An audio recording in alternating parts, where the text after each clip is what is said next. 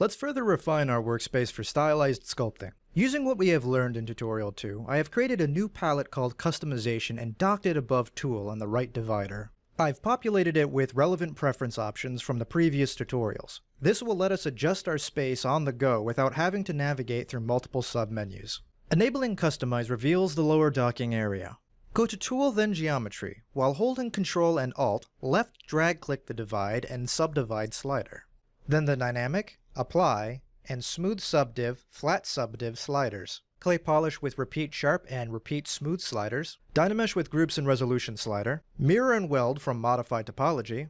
And lastly, under Transform, Symmetry with X, Y, and Z buttons. For our palette, we will add the H-Polish, BHP, Inflate, BIN, and Pinch, BPI. Let's save our changes and exit customization mode. The Symmetry button will enable symmetry on any axis you choose from.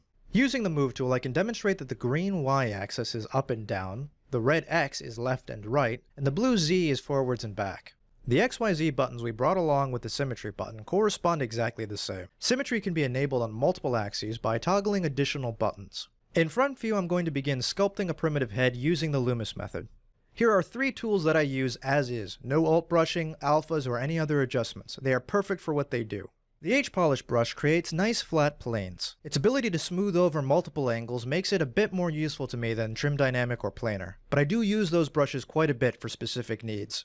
Holding Ctrl while sculpting engages the Masking tool. I want to mask off that plane I created earlier to keep as a marker. A good tool for cheekbones, chin, and brows is the Inflate tool. Inflation works exactly as you would imagine by inflating local geometry. The Pinch tool pinches geometry. You can crisp up fine lines or adjust the position of large parts of the geometry all at once.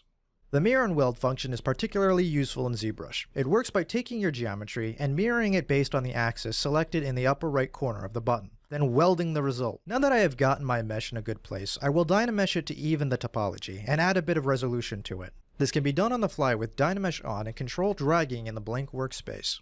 I want it crisper, so I will use what I call my Make Look Good button. That's the Clay Polish tool, and I keep it at around 5 softness to 10 sharpness, and adjust depending on the resolution of the topology.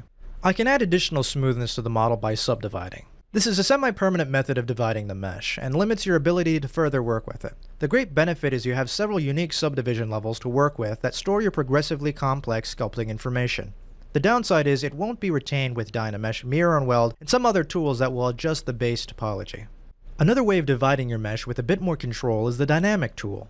This is more of a preview and won't conflict with other tools. You can also add divisions without smoothing the geometry, allowing the sculptor to adjust the balance till they find something that works well for them.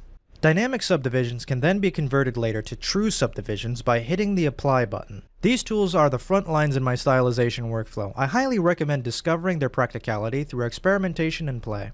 If you are looking for a license for ZBrush or want to learn more about what Trinity Animation can do for you or your project, click the link in the description below.